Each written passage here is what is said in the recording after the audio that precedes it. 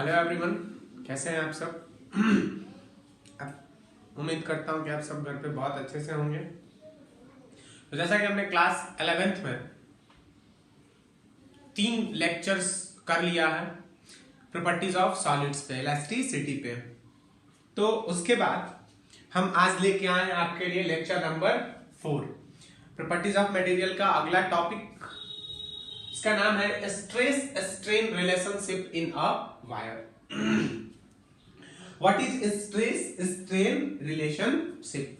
आप इसके पहले की वीडियोस में ये पढ़ चुके हो कि इलास्टिसिटी क्या होती है, आप ये पढ़ चुके हो स्ट्रेस क्या होता है, आप ये पढ़ चुके हो कितने टाइप्स का स्ट्रेस होता है, आप ये पढ़ चुके हो स्ट्रेन क्या होता है, आप ये भी पढ़ चुके हो कितने टाइप्स ऑफ स्ट्रेन होता है। उसके बाद आप मॉड्यूलस ऑफ इलास्टिसिटी भी पढ़ चुके हो, उसके भी टाइप्स पढ़ चुके हो, यंग्स मॉड्यूलस, बल्क मॉड्यूलस और शियरिंग मॉड्यूलस।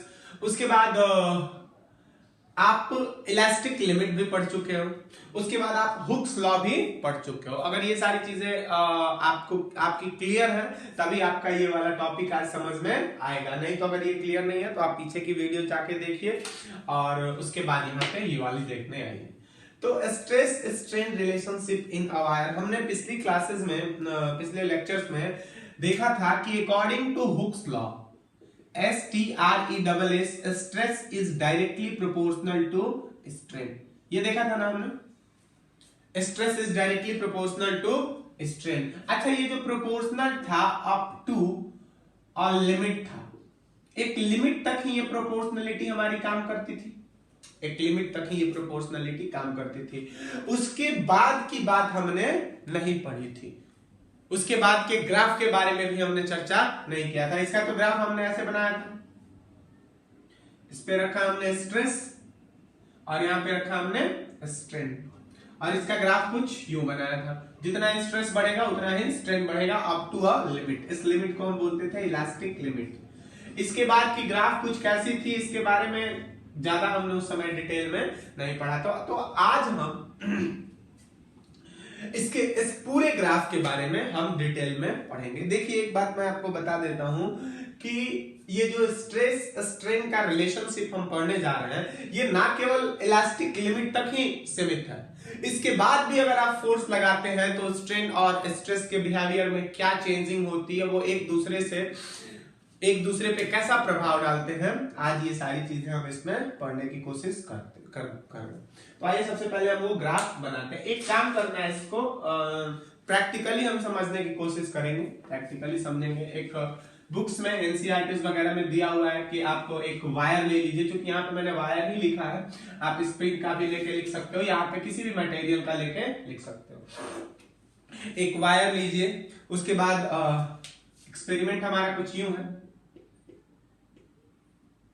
एक वायर लीजिए, इसमें एक पेन लगाइए, पेन लगाइए, यहां पे एक स्केल बना दीजिए,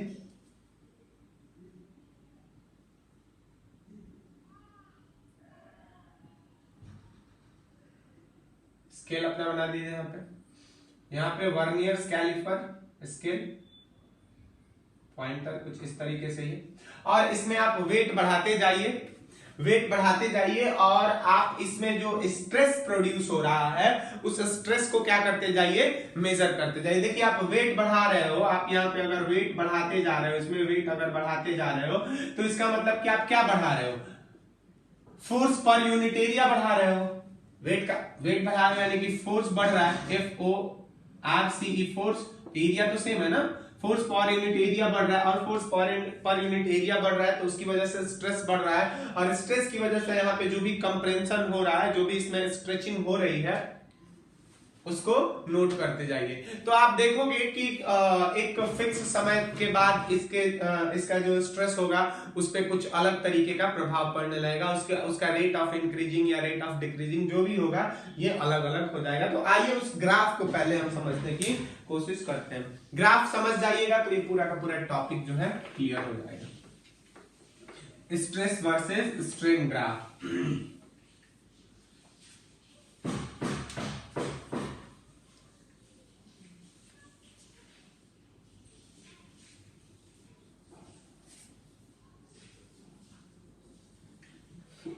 इस वाली लाइन पे हम लिखेंगे स्ट्रेस, और यहां पे हमारा होगा इस वाले एक्सिस पे स्ट्रेन। देखिए ये ग्राफ कुछ यू बनेगा इस पॉइंट तक, ये कोई पॉइंट है, इस पॉइंट तक ये ग्राफ कुछ यूं बनता है। उसके बाद ये ग्राफ इस तरीके से होके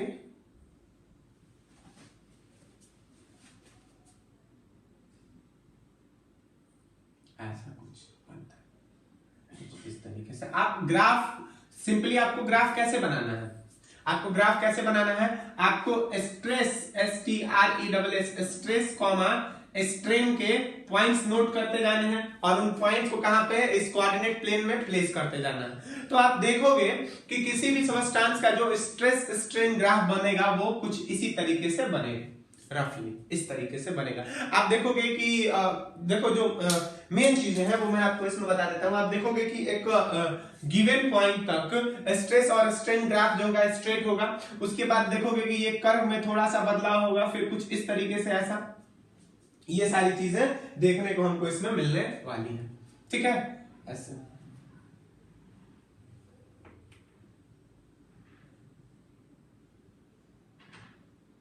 कुछ इस तरीके से।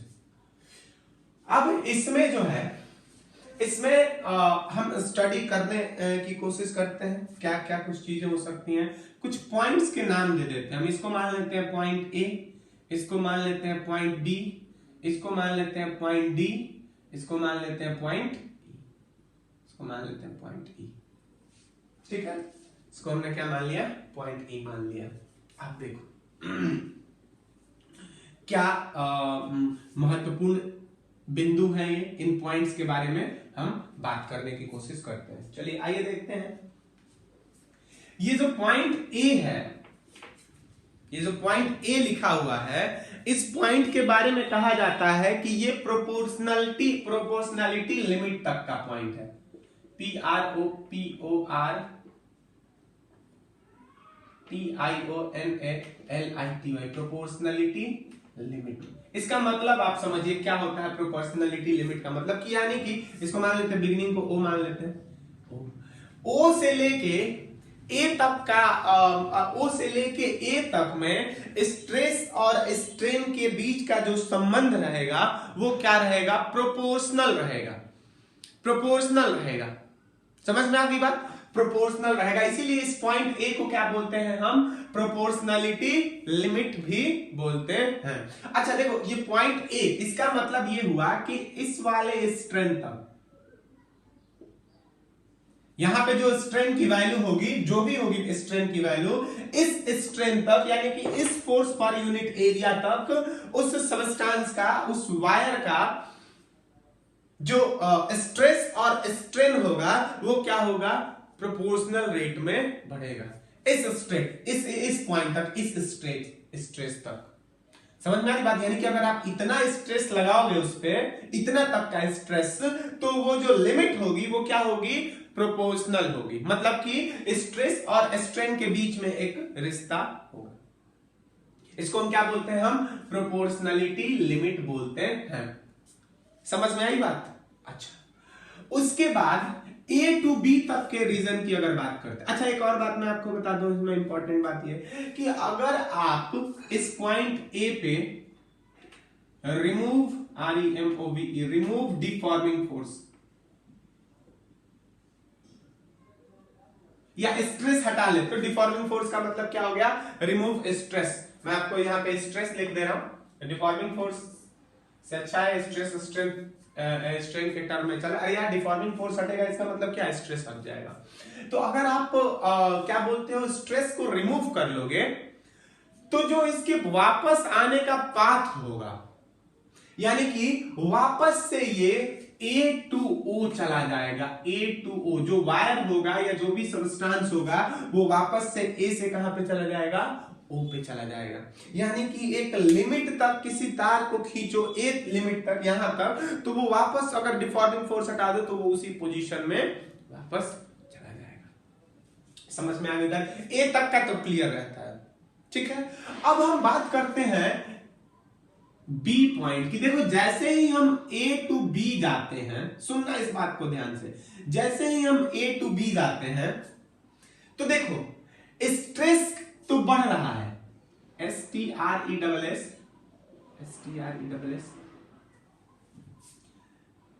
और स्ट्रेन भी बढ़ रहा है, स्ट्रेस भी बढ़ रहा है और स्ट्रेन भी बढ़ रहा है, स्ट्रेन भी बढ़ रहा है। लेकिन स्ट्रेस और स्ट्रेन के जो बढ़ने का रेट है उसमें गड़बड़ हो गया है, उसमें गड़बड़ हो गया। यानी कि देखो जितना हम स्ट्रेस बढ़ा रहे हैं उससे कहीं ज्यादा क्या हो रहा है, स्ट्रेन बढ़ रहा है। देखो इतना से यहां से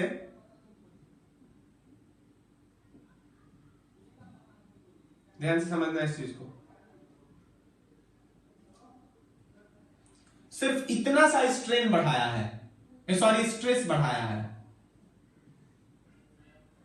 समझना, सिर्फ स्ट्रेस इतना सा बढ़ाया है और स्ट्रेन हमको कितना बढ़ा हुआ मिल गया है, इतना बढ़ा हुआ मिल गया। यानी कि देखो स्ट्रेस और स्ट्रेन में एक रिश्ता तो है कि एक को बढ़ाने से दूसरा बढ़ रहा है, लेकिन वो किस रेट में बढ़ रहा है ये फिक्स्ड नहीं है। तो ऐसा जनरली भी होता है। तुम अगर एक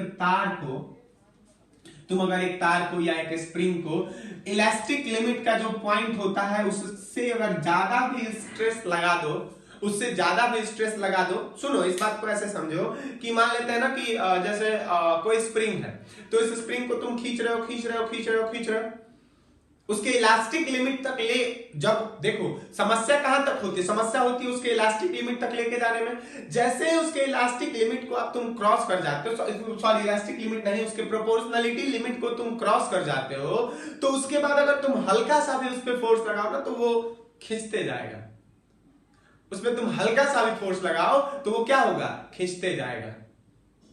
समझ में आ रही बात, आसानी से खींचा जाएगा, हल्का सा भी फोर्स लगाओ तो। स्प्रिंग को क्या करना पड़ता है, स्प्रिंग पे ज्यादा फोर्स स्टार्टिंग से ही लगाना पड़ता है, उसके बाद एक टाइम के बाद वो अपने आप मूव करता है, अपने आप नहीं मतलब थोड़े से फोर्स पे भी वो क्या होगा, मूव करेगा। तो ए टू बी में जो फोर्स और स्ट्रेन होगा दोनों बढ़ेगा, but rate is changed, rate क्या हो जाएगा, बदल जाएगा।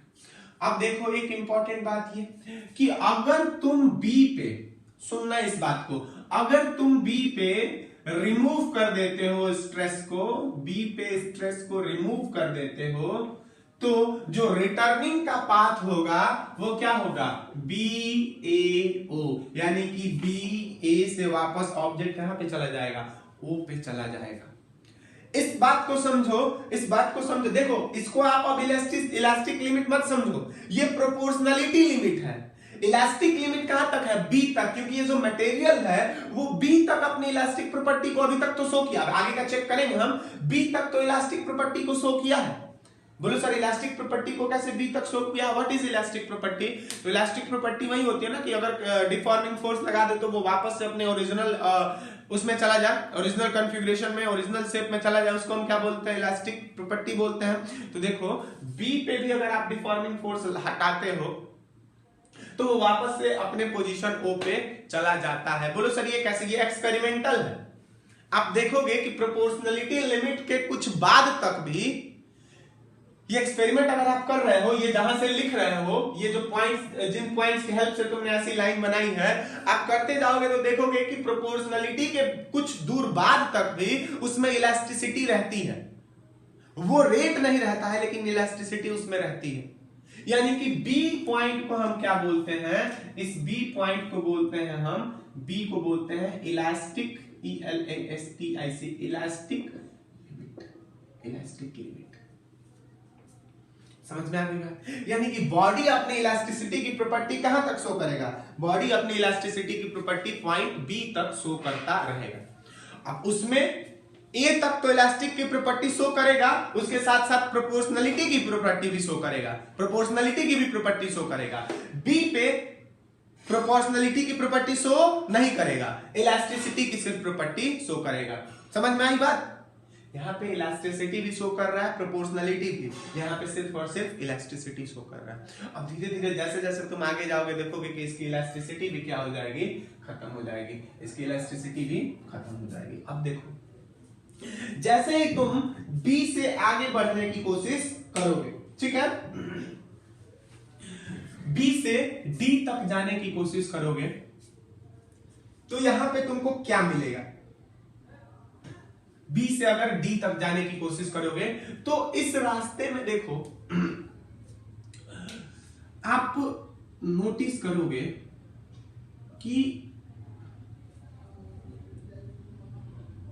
आप यहां से जैसे मान लेते हैं कि इसमें अब B से D में जाने के दौर में एक कोई रैंडम पॉइंट ले लो C, एक कोई रैंडम पॉइंट ले लो C।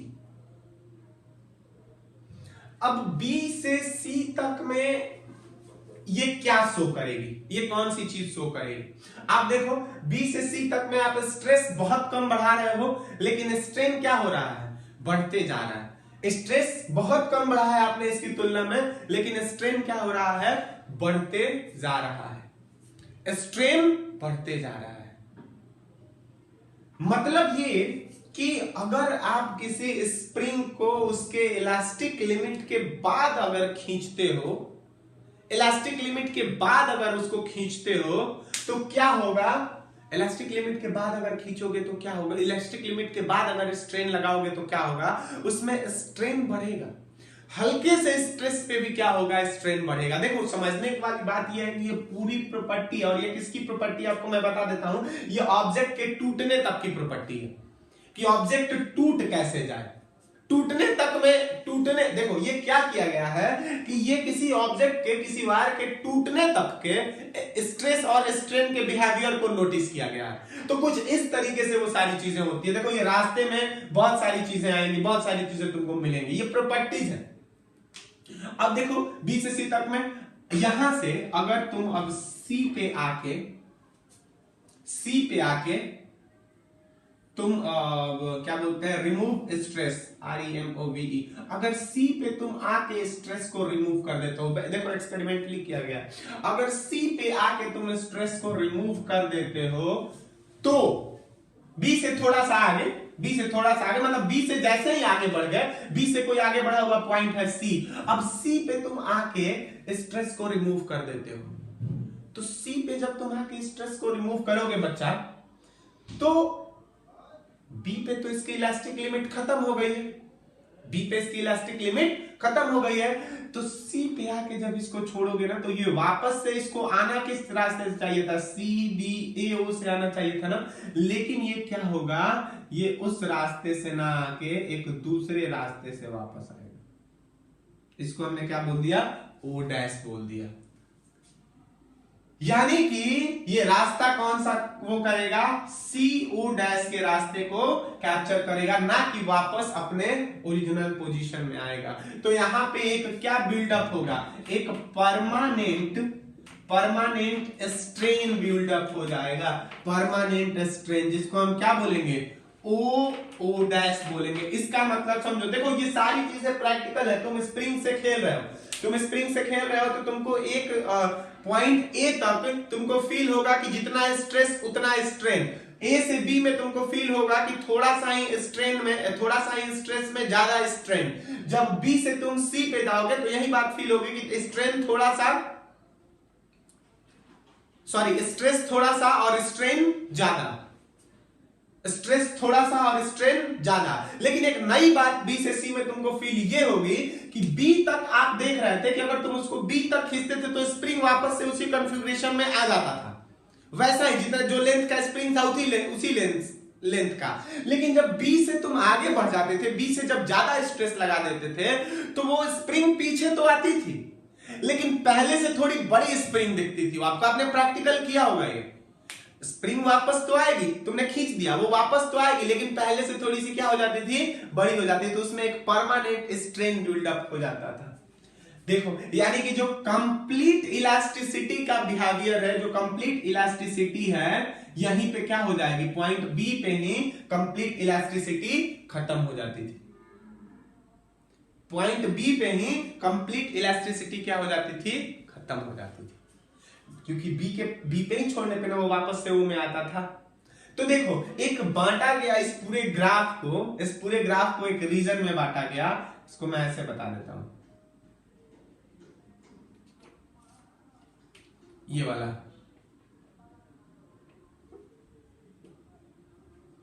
एक इसके इधर वाला रीजन और एक इसके इधर वाला रीजन। तो बी के जो पहले वाला रीजन था इसको हम बोलते थे elastic region, REGION, elastic region, ठीक है। अब बी के बाद इसकी इलास्टिसिटी क्या हो गई है, खत्म हो गई। हालांकि पूरी तरीके से इलास्टिसिटी खत्म नहीं हुई है, वापस आ तो रहा है ना वो, बस ओरिजिनल पोजीशन पे नहीं आ। तो एक बात बताओ कि इस वाले रीजन को क्या कहें, वो उस प्रॉपर्टी को क्या कहें जिसमें कि कंप्लीट इलास्टिसिटी ना हो, बताइए उस रीजन को क्या कहा जाए, उस रीजन को क्या कहा जाए जब इलास्टिसिटी का कुछ अपोजिट वर्ड होना चाहिए।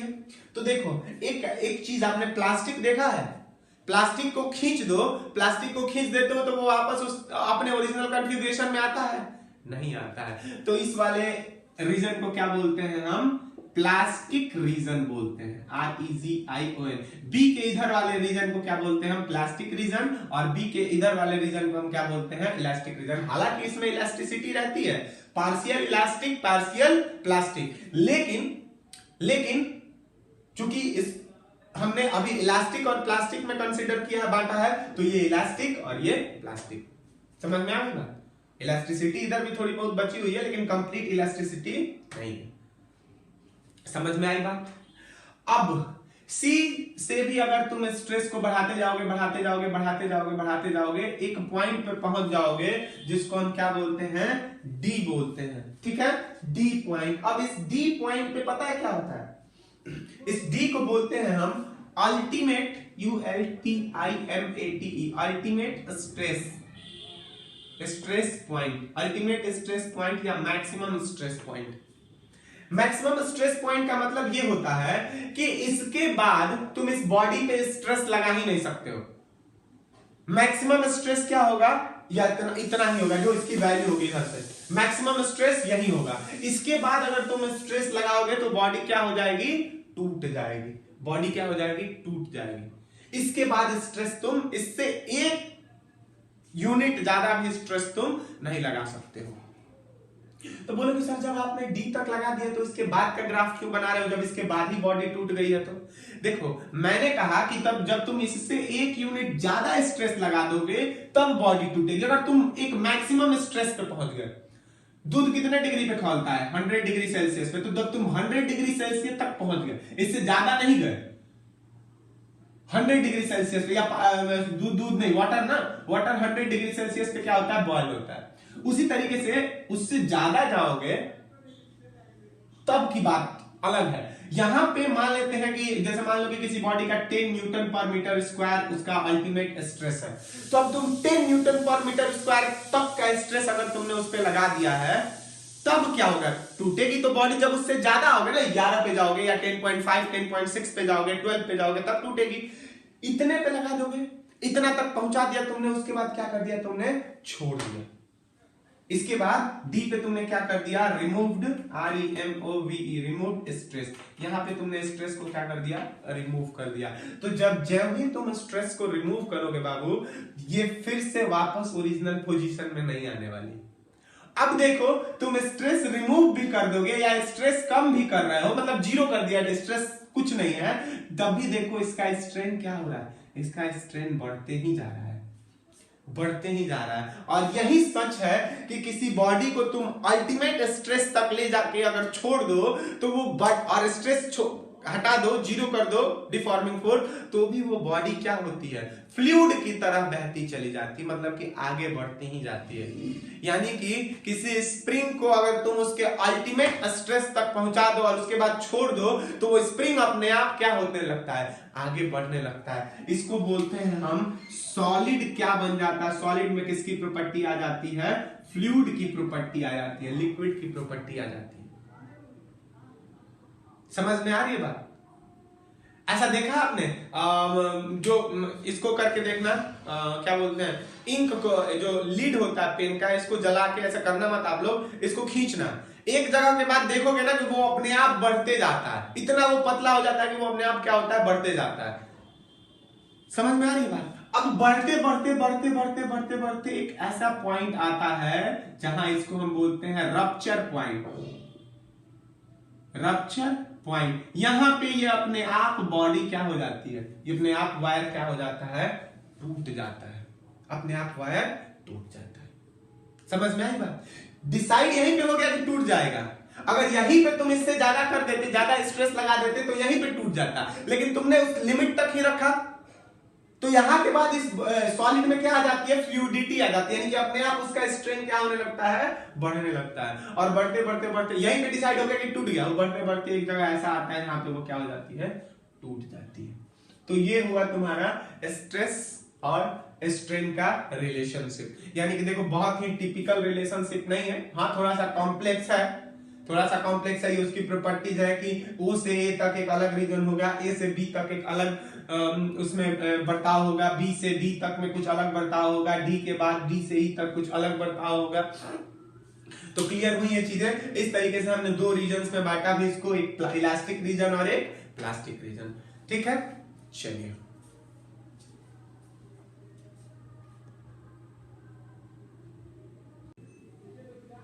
चलिए अब जो अगला हेडिंग है हमारा वो है classification of material on the basis of stress strain graph. यानी कि पूरे स्ट्रेस स्ट्रेन ग्राफ के बेसिस पे हमने मटेरियल्स को तीन पार्ट्स में क्लासिफाई किया। डक्टाइल मटेरियल पहला, दूसरा ब्रिटल मटेरियल और तीसरा इलास्टोमर्स। क्या होती है सारी चीजें? इलास्टोमर्स। ठीक है, अच्छा आप डक्टाइल या मेलिएबल आप जानते हो ना, क्लास 9 से पढ़ते आ रहे हो, डक्टाइल या मेलिएबल या टेंजाइल, जिसको कि स्ट्रेच करके तार बनाया जा सके। Metals are malleable and ductile, या वो क्या बोलते हैं मेलिएबल जिसको कि क्या बोलते हैं पीट करके लंबी लंबी शीट्स बनाया जा सके। ठीक है, इसको मेलिएबल भी बोल दे सकते हैं, डक्टाइल भी बोल सकते हैं, एक ही बात है। जिसको सीट्स बनाया सके उसको मेलिएबल, और जिसको तार बनाया जा सके खींच के उसको डक्टाइल। तो ऐसी materials, those materials, materials, materials which have large plastic region, REZIO, large plastic region जिनके पास होता है उनको हम क्या बोलते हैं, डक्टाइल मटेरियल बोलते हैं। देखो एक चीज को ऐसे देखो, समझना इस चीज को ध्यान से।